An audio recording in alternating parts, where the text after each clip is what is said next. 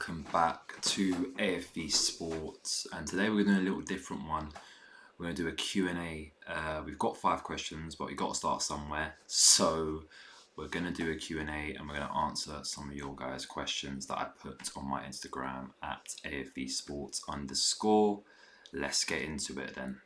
Starting off with the first question, and it is Pep or Mourinho. Now, if we're talking about who can do it with a limited amount of money, you take Mourinho. Mourinho's legacy, I mean, Porto is the main factor for me, with the legacy-wise, taking Porto to win the UEFA Cup, and in the following year, the Champions League is unbelievable. I mean, that win at Old Trafford alone was magical, and then winning it all, and then going to England saying, there's only one European champion other than me in England, and that's Sir Alex. No one else can talk to me. And then winning the league back-to-back, conceding only 15 goals, and then going to Real Madrid, Inter first actually, winning the treble at Inter Milan, beating that Bayern Munich side, beating that Barcelona side, then going to Milan, getting 100 points, which is, I think, joint highest in La Liga against that Pep's Barca side, and then going back. The career of Jose Mourinho is just unbelievable, but Pep Guardiola now is just showing his class. I mean, he's dominated England. He's made England a Farmers League out of the last 6 years. 5 of the times have been Manchester City under Pep Guardiola, and he's won the treble, last year. So that takes away Man United's biggest achievement, that they held so much over City in the past years. Right now, I'm going to take Pep. In terms of more attractive football, Pep.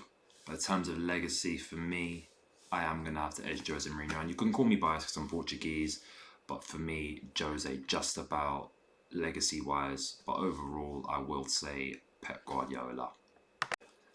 The next question is about Man United's future generations, the youth, and it's about Kobbie Mainoo, Rasmus Højlund, and Alejandro Garnacho.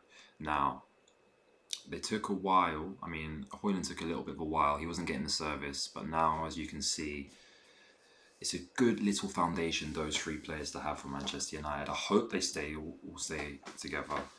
I think they will. Kobbie Mainoo is just, to me, he's just unreal. The talent, the confidence, the charisma. That goal against Wolves was magical in itself. And Garnacho has been showing his quality for Manchester United for the past couple of seasons as well. And Højlund now getting in on the goals. He's going to be a star in the future. And for me, Manchester United are in good hands with those 3. They just need to build on that now, because obviously you've got Bruno, you've got Rashford, but you've also got players that are suffering from injuries as well, like Lissandro. They just need to keep building, and with Sir Jim Ratcliffe, I think, taking over, I think they will be in good hands sooner rather than later. But Kobbie Mainoo, Højlund, and Garnacho is a brilliant, solid foundation to build on, in my opinion. But that is what I think about the future of Manchester United. The next question is, who do I prefer? I think just says United or Tottenham. Now, United have 2 Portuguese players in Diogo Dalot and Bruno Fernandes. I'm going to say Bruno Fernandes because I'm going to pronounce it properly, or my parents will kill me. And then Tottenham have Richarlison, and they have Son. I don't like Son, but they have Richarlison. And for me, I've always said this, if Everton weren't a club, if Everton didn't exist, I think I would be a Tottenham fan, just because I resonate with Tottenham fans. Having your local rivals always be badgering you, mocking you.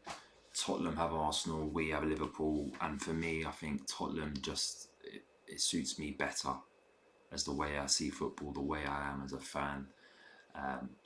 So to answer that question, for me, Tottenham over United, just because I like Tottenham and I love Richarlison. And I still will love Richarlison. But yeah, Tottenham over United. Sorry, mate. The next question is thoughts on Mauricio Pochettino at Chelsea. Now, I've said this a few times on my TikTok. I think you need to trust the process. I mean, I've got Chelsea friends who think he should go, but who are you going to get in? If you want, I've seen Rory Jennings talk about, oh, I want Jose Mourinho, I will dream of Jose Mourinho, but it's going to be short-term success. He's not going to be able to build long-term, and it's going to go the same way the first two good times went, where they're going to have a bad run of results and he's just going to get sacked. I know it's different. I know it's not Roman Abramovich, but Chelsea's philosophy is recycling managers, getting rid of managers, getting a new one, winning a trophy, but that system isn't working right now. So for me, you've got to stick with Poch. And what I said to Chelsea fans, which I'll ask you Chelsea fans that are watching right now, if he won the League Cup at Wembley against Liverpool, will you forgive him for the league performances? And majority of them said yeah. I don't know if the other Chelsea fans that are watching, but the majority of them said yeah. So let him try and win that. I mean, you're still in the FA Cup at this time of recording. It's 7:30 on the Wednesday. You're about to play the replay. If you get through that, you still have chances of winning trophies. Yeah? So just stay positive. You lot are nowhere near as worse in a position than the majority of the other Premier League clubs. Yeah? Everton is one. Yeah? But, yeah. My thoughts on Poch, trust in him, believe in him. If he doesn't win those cups, if he doesn't change the forecast of Chelsea Football Club, then come the end of the season, there we go. But there's no point in getting a manager in now and having no transfer window, just under half of the season left. There's no point. I think stick with Poch until the end of the season and see what happens. And the last question, who do I see winning the Euros? Now, we've got 3 contenders for me. We've got England. It surely should be Southgate's last tournament if he doesn't win it. We've got France. And we've got, call me biased, but we've got Portugal. Now, England have got all the players. They've got an abundance of players with the midfield of Bellingham, Foden and Maddison. Or Bellingham, Rice and Maddison, along with Kane, Saka, and you can put Foden on the wing. That team should be good enough to at least get to the semi-finals. Yeah? And then with France, you've got the World Cup finalists, you've got Mbappe, you've got Tchouameni, you've got Camavinga, you've got Saliba, you've got an abundance of quality. And again, a team that should get to at least the semi-finals. Now, with Portugal, I've been a little bit struck by the dream of, we haven't lost a game under Roberto Martinez. When he first came in, I thought it was a terrible appointment, but he's proved me wrong so far. Yet, I will say we haven't faced anyone that could, on paper, beat us. So, the Euros is a big test for him. Obviously, what I don't appreciate is Ronaldo playing a lot. Obviously, I don't like Ronaldo for Portugal because he tends to just get drawn to the ball. But yeah, I'll do a Euros proper coverage come June, and who I think will get through and who I think will be dark horses. I've already said who will be dark horses in my TikTok group review. But yeah, I think those 3 are the top 3 contenders for the European Championships. There's a few outsiders that I think will surprise people and get far. I'll give you a clue. They're in the group supposedly of death. I'll let you lot think of that out.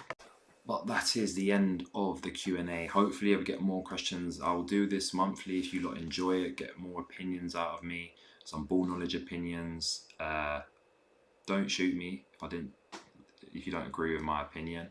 I'd rather you lot debate it in the comments. We're trying to grow this, and I appreciate the support, I appreciate the feedback, and I appreciate some of you lot giving me responses. But yeah, that's been me. AFV Sports, and remember, stay healthy, and I will see you lot tomorrow for the Premier League predictions. Game week 24. So take care and stay healthy.